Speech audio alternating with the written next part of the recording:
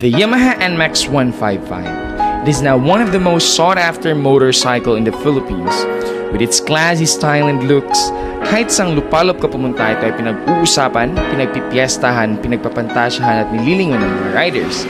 Its counterpart, the RX 155, though with the same engine, it offers a sporty and modern design to the market. However, marami pa rin ang tumatangkilik sa mga classy and fancy design motorcycles like the Yamaha Nmax 155. If you're one of them, then enjoy our review of Yamaha Nmax 155 in this video.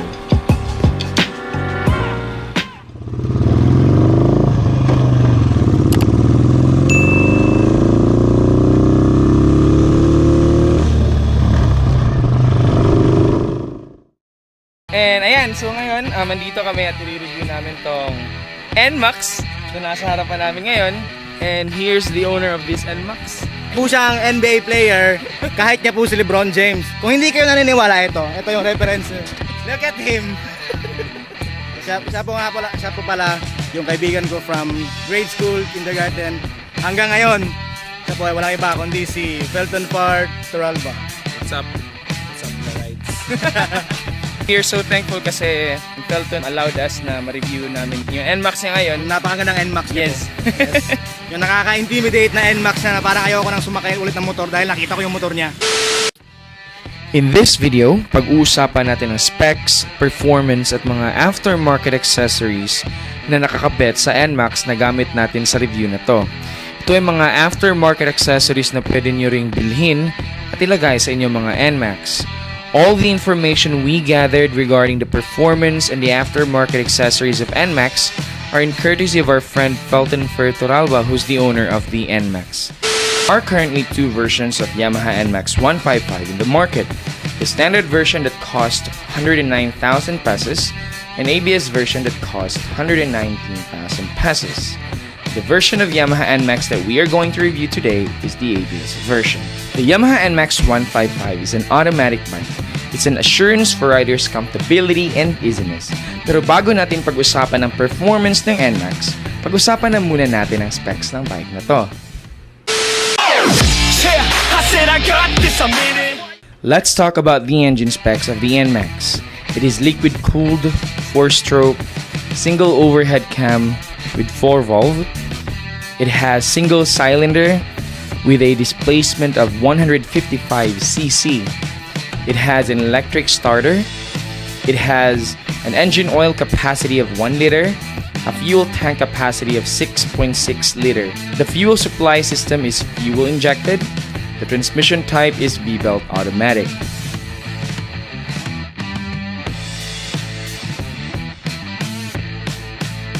This time, pag-usapan naman natin ang dimensions ng Nmax. For its overall length, width, and height, it is 1955mm by 740mm by 1115mm. For its wheelbase, it is 1350mm. For its minimum ground clearance, it is 135mm. For its seat height, it is 765mm. For its weight, with the oil and full fuel tank, it is 127 kilograms.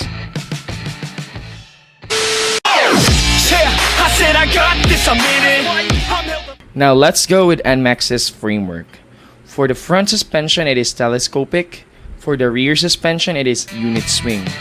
For the tire size, both front and rear will be flashed on your screen. So both of the tires of Yamaha Nmax are tubeless. Now let us talk about the brakes. For the ABS version, it is a dual channel ABS. So it means both front and rear brakes are ABS. For the standard version of the Nmax, both rear and front are single disc. For the frame type of the Nmax, it has a backbone frame type.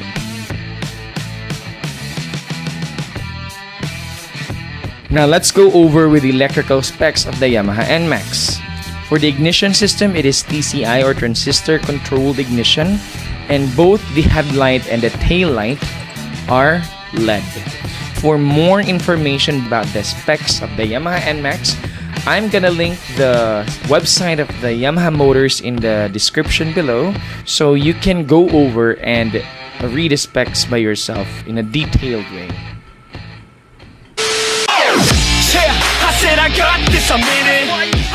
Now let's talk about the performance of the Yamaha Nmax. So at this point, we will answer some frequently asked questions about the performance of the Nmax.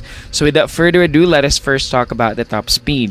When we filmed the footages of Nmax that we need for this review, we never had a chance na talagang matest ang top speed ng bike due to the road conditions at that particular time, and we've had a very limited time para magamit tong bike na to. However, we asked Felton, our friend, who's the owner of these Nmax, to talk about his experience regarding to the top speed of his bike. So apparently, he reached 120 kph. That's considering his 6'6" height and weight. And I think it's already a testament to the bike's power. This bike has a 155cc engine that is very responsive, with a 14.9 HP of engine power and 14.4 Nm of torque. And according to an article from topgear.com.ph, the top speed of Nmax can be pegged at 125 kph. This time, dumako naman tayo sa handling ng Nmax. In our experience riding and testing out this bike, we totally enjoyed the upright riding position of the Nmax, and we are convinced that using this bike for long rides would be very comfortable. Though we never had a luxury of time na magamit to for a long ride, our feedback was supported by Felton. So this Nmax was purchased 3 months ago, and he already marked more than 4,000 kilometers in its mileage. As I have read from other reviews, the stock rear suspension of Nmax is reportedly being stiff, and the wide seats doesn't provide enough cushioning to soften the impact kung dadaan ka sa mga lubak-lubak na daan. So the suggestion would be buying a pair of aftermarket shock absorber if you have an extra cash para masolusyonan ang problema nito sa stiffness ng kanyang rear suspension. So for handling for this bike, when we tested it, it was totally a great experience for us. It's very easy to maneuver it into sa mga twisties, and napakagaang dalhin ng bike na to. So for the brakes, considering that both front and rear brakes have ABS, the stopping power of this bike is truly remarkable, and we think that it's a must for all modern bikes to have ABS.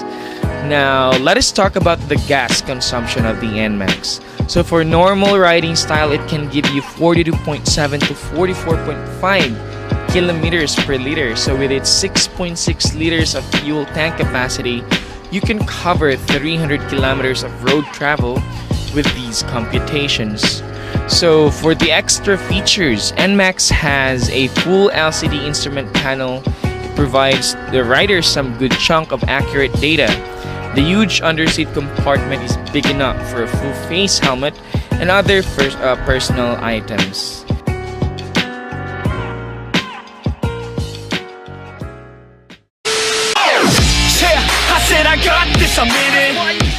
So as I have said earlier, pag-uusapan natin ang mga aftermarket accessories na nakakabit na sa Nmax ng aming kaibigan. These are accessories that you can easily access from some local motorcycle shops or online sellers. So first is the aftermarket windshield. So as you can see in this video, the aftermarket windshield adds more beauty to the Nmax. Mas malaki at mas pansin kesa sa stock windshield ng Nmax. Also, the R25 long stem side mirror. It gives the Nmax a big bike vibes, and most importantly, it is very functional. So next is the headlight mask, which gives more beauty to the Nmax. Next is the Nemo windshield and side mirror bracket. The SEC Crash Guard version 3.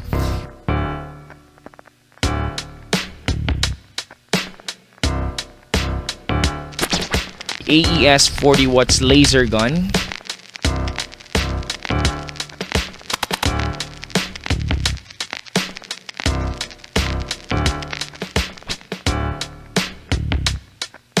the 60 watts blue water LED,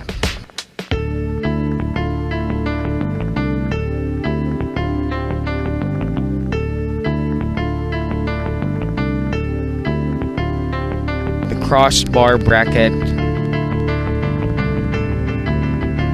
the Motor Wolf voltmeter and charger,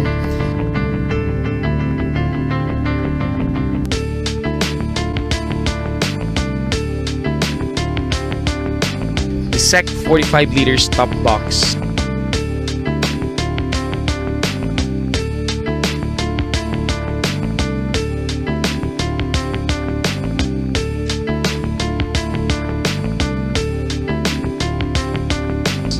and the SEC top box bracket,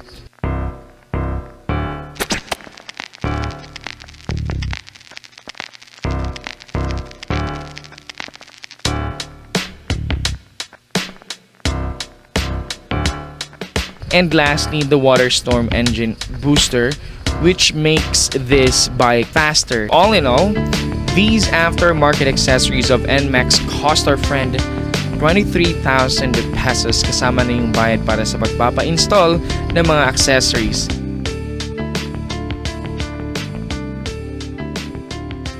Alright, so before we end this video, gusto po namin magpasalamat sa lahat ng nanood ng aming review tungkol sa Nmax. And ayan, this time, we would like to shout out some clubs. So we would like to shout out Aerox Club Philippines.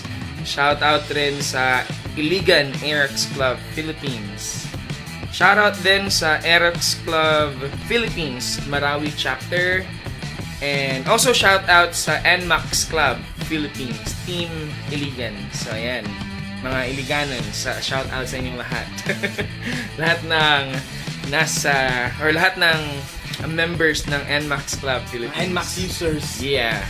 At saka ito, shout out din sa FI Team Mindanao. So, Dami yun, mga paps, ang dami nito. Tsaka, I think yun lang. 6th anniversary ng FI Team Mindanao nung last Sunday, August 18. So, congrats sa inyong lahat mga paps. Hope marami pang years na darating sa inyo. So, belated happy anniversary. So, we would also like to announce that this coming September 20th, there's gonna be an event. It's going to be held by the team, FI Team Mindanao. So, the event is called Throttle Up. So, basically, what's going to happen is there's gonna be a lot of riders coming together. So, Fel, thank you so much for entrusting us. See you next time, guys. Goodbye. Bye-bye.